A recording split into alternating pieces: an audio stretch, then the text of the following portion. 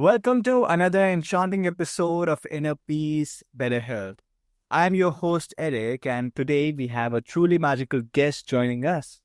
She is an author, high priestess, and the heart of the Moon Temple Mystery School. Please welcome the incredible Tahverlee Anglen. Tahverlee is a guiding light in the mystical world, helping seekers navigate the realms of self discovery, witchcraft, and spiritual awakening. With the fire of Athena in her veins, she bridges the mundane and the magical, empowering others to embrace their full power and sovereignty. Today, we are diving into the rituals to strengthen your spiritual connection. So, grab your favorite cup of tea, settle in, and let's embark on this mystical journey together. Taurali, can you share with us what is spiritual? Oh, by the way, thank you for being here. Thank you for being our guest. It's lovely to have you. It's an absolute honor to have you. And on behalf of my team and my guest, we really want to welcome you. Thank you so much. I really appreciate you inviting me on the show. Yeah. Taweli, can you share with us spiritual ritual means to you and how it can impact one's daily life? Yes, of course. And it's really interesting because in my sphere, in the way that I teach rituals and magic, I get a lot of questions about the difference between, like, say, a spell and a ritual. And they're very nuanced, right? If you think of the big scope of what we can change within our own life when we put intention behind it.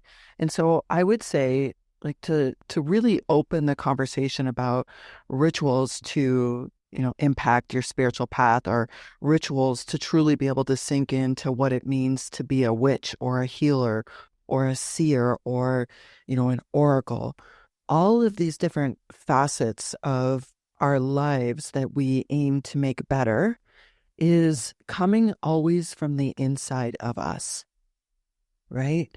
We know that the outer world around us is, a co-creation of a whole bunch of other humans that are also co-creating, and we are co-creating. And so we're constantly barraged around us with information and noise and people's energy. And oftentimes what happens is that becomes so heavy on us, or it becomes all that we know, that we forget to go inward. And so, like, to really start talking about rituals on your spiritual path, we have to talk about what you do inside of you. And that's where I would start. And when it comes to all the different ways in which we can truly make changes in our lives, I teach it based upon the elemental wheel, or it used to be known as like the shamanic wheel, right? Working through the different elements, because to the north we have earth, to the east we have air, to the south we have fire, and to the west we have water. And our spirit sits in the center. And so when we look at the ancient teachings or the mysteries of the universe, we can pretty much chart anything that we desire to change or experience in our life when we put it through the elements. Yeah. And so, like, maybe you can give me an example of something that, maybe you might like to change, or you might like to see grow in your life. And we can use that as an example to work through the elements on how that can unfold. Okay. So I think one of the key aspects of my life, that is health and wealth. I know how that sounds, but yeah, these are the two things. If you want one example, definitely I would want to focus on my wealth. So we can proceed Perfect. with that. Yes, I love it. Okay. And you're not the only one, right? We all want better health. We want better wealth, right? And we want better relationships. Pretty much most Yeah. things that we desire fits into one of those categories. So let's start with just the frequency, or the thought process behind how you would create rituals for wealth. Well, if we work the wheel and we start to the north, we have to come to our body. And you already mentioned the most important thing that will actually result in better wealth in your life is better health. So the element of the north is your body. It's your physical body. And to be able to, right, determine what doors might open for you to create more opportunities, maybe, sponsors for the show, or maybe different job opportunities. if you really want to look at how that impacts you to the north, right? Because we're going to work all four elements. So when we're working to the north, which is the element of earth, you have to align yourself with your body. Do you know what your body feels like? Do you know what it feels like in your body to be wealthy? Like, can you define wealth in terms of how deeply is it connected to your body? And then we take it a step further and we can look in nature to the element of earth itself, knowing the earth and our body are the same. So the earth, right? If you go for a walk and you come across a park, or if you have, property you can walk on, there's no tree on this planet that looks around itself and says, "Oh, I don't have enough wealth." What the tree does instead is the tree roots down deeper, right, for the resources that it needs, because wealth is actually just a resource. And so if you bring yourself into alignment with how does nature interact with the idea of wealth, and how is your body connected to your intuition and your inner knowing field, so you can move through the desires that you have for wealth, that's just the north, right? Yeah. Yeah. So rituals could be like, if you're focusing on something like wealth, I would say step one of that ritual would be is, how deeply are you connected to your body? How deeply do you know how to go inward and, look at your own health, look at how your body is operating, and can you go into nature without any devices, without any distractions, and ask yourself, like, how does the tree interact with wealth? How does the plants and everything that grows, how do those living things handle wealth? So that would be step one of that ritual, right? That's all to the north, to the element of earth.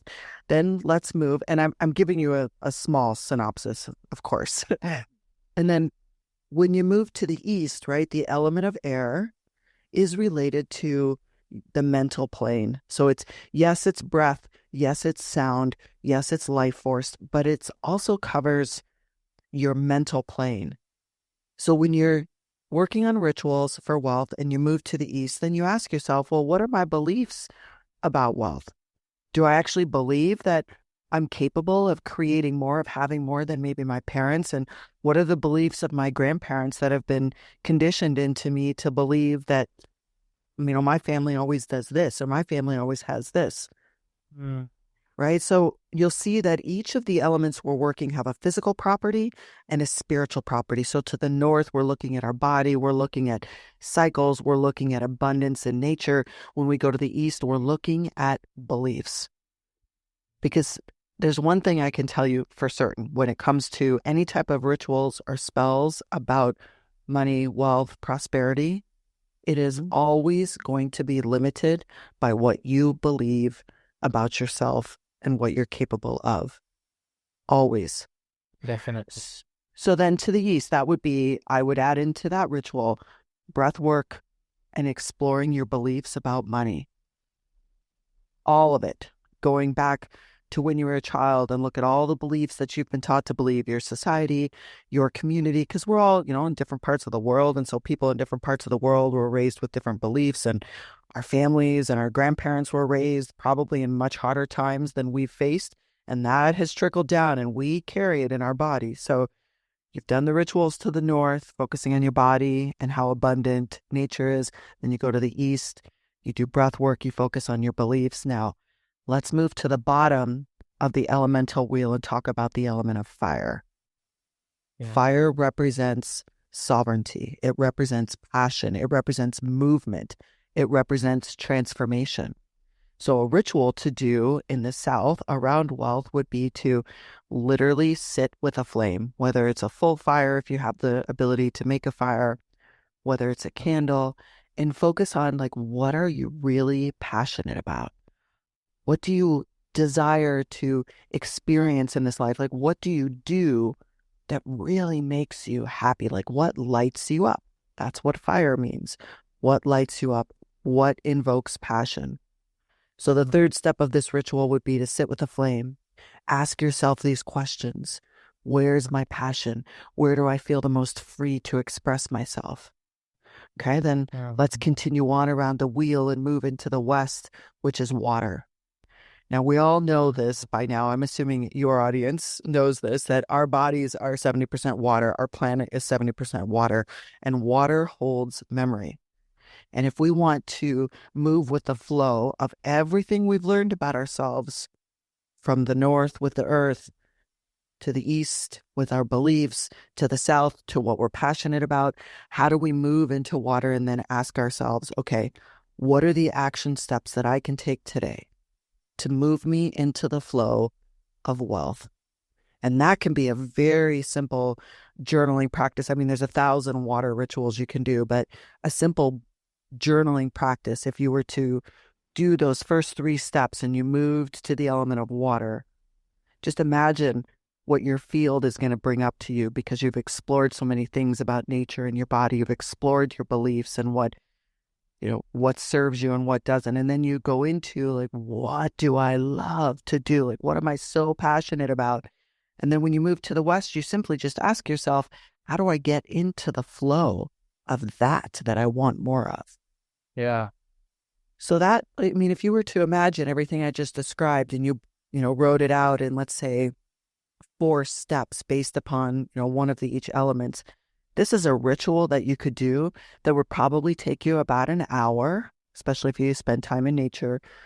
If you did that ritual every single week, because an hour might be hard for people to schedule, an hour every day. But if you Yeah. put an hour into a ritual like that every single week, then a year from now, your life will look entirely different. Yeah. That's right. So there's an example of how we work real rituals, right? Like real magic. Is that spell work? Yes. Is that a ritual? Yes. Will your whole life get better just by doing that? Yes. And does it change the inner parts of you, which then changes the outer parts of your life? Yes. And that's just an example. Wow. That's really it's really, really lovely. I mean, it's such a thoughtful approach, Tawali, and it shows how inclusive and adaptable spiritual practices can be, and it's not just restricted to, some people believe that all of these rituals and all of these powers are restricted to some people. Some they are restricted to some groups of people in our society. But by the way that you are telling us, it seems that they are already approachable and it can be applied by anyone who is out there. So thank you so much for that.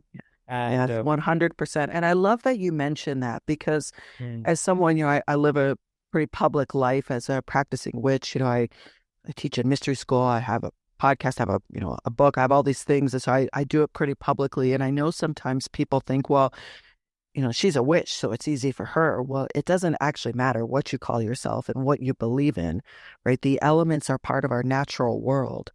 It is our innate access to create as humans. And that's all of us. Doesn't matter, what it is that you desire. It doesn't matter what it is that you believe is co-creating with you. These are all natural resources that help us make changes in our lives. And so I really love that you brought this up, that it's for everyone. yeah, it is for everyone. By the way, that you mentioned that you live a very public life. So how do you handle skepticism and resistance from people? Just like you mentioned, oh, she's a witch. That's what people put labels on you. And how do you handle that? How do you handle the criticism, and how do you handle the things that come along your way and not let it affect your spiritual practices, not letting it affect your inner peace? Yeah, that's such a really beautiful question. Thank you for asking. Mm. I'm going to answer it by telling you a story. Sure. Um, a couple of years ago, I was doing a series of rituals in cemeteries in a local place that I was visiting. It's a way that I thank the lands for letting me visit that place, and I honor the dead, right? I will go often and lay flowers and offer prayers and, maybe share a little bit of water with the earth around the space that holds humans. And one day I walked into this one particular cemetery that I was visiting, and the cemetery holds military from, three different countries, and they're all just together, and the cemetery is focused on peace.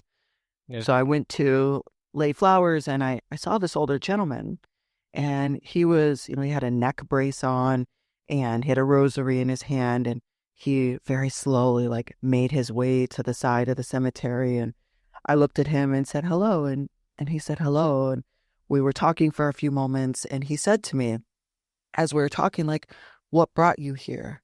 I said, well, what brings me here is always honoring the spirits of the lands that are giving me space, and the humans that have once walked the land are buried here. So I'd like to just thank them for welcoming me here. And I could tell he was very confused. I could tell that it was, I was starting to skirt the edges of what was happening, because he looked down and saw that I had a picnic basket. So I had, some things that I was going to give to the spirits as offerings. And we talked for a little while longer, and I asked him some really direct questions about what he's there for. And he told me, what part of the Bible he was there to pray, and why he was praying over their souls. And it, was a very specific religious belief that he brought into this, into the cemetery. And he's asked me, would you like to pray with me? And he didn't ask me any questions about anything else he saw in my picnic basket. He didn't ask me any questions. And I told him that I would love to. So I held his hand, and I participated with him in the type of prayer that he would do to honor those that had once lived. And when we left, I was a changed human, because this older gentleman told me that nobody in all the years, and he was, I think, almost 90, in all the years he had been visiting and honoring cemeteries, nobody has talked to him and nobody has asked to pray with him. So I'm answering your question by saying that, when you open your heart, and without judgment, anybody can believe what they want to believe. I believe that people can feel you. And so most people feel my intentions are to help us create a better planet for the future generations, for us to wake up and be more sovereign beings and explore freedom and explore what it means to walk the spiritually awakened path. When you focus on that, it doesn't seem to bring a lot of dissent or, negative comments. And for people that don't agree, I mean, I don't argue. I can easily hold the belief that you don't know until you know. And if you don't know that there's more to the world than what your eyes see, if you don't know that there's an unseen world, that's okay. That's okay. It's not for me. It's not for me to judge. So I answer your question by saying that I meet people with an open heart, and that very rarely puts me in a place of dealing with, people that don't necessarily believe, because it's not about belief, it's about what you feel. Yeah, wow, so good. Thank you so much for sharing your wisdom, Rahul. It was really an enlightening conversation for me personally, because yeah, it is like bouncing off topics, and yeah, I'm saying one thing and you're bouncing off that, and yeah, it's like it's really resonating with me, and it was really lovely. It's so important to actually notice people, because there are so many people out there who just feel unheard or unseen.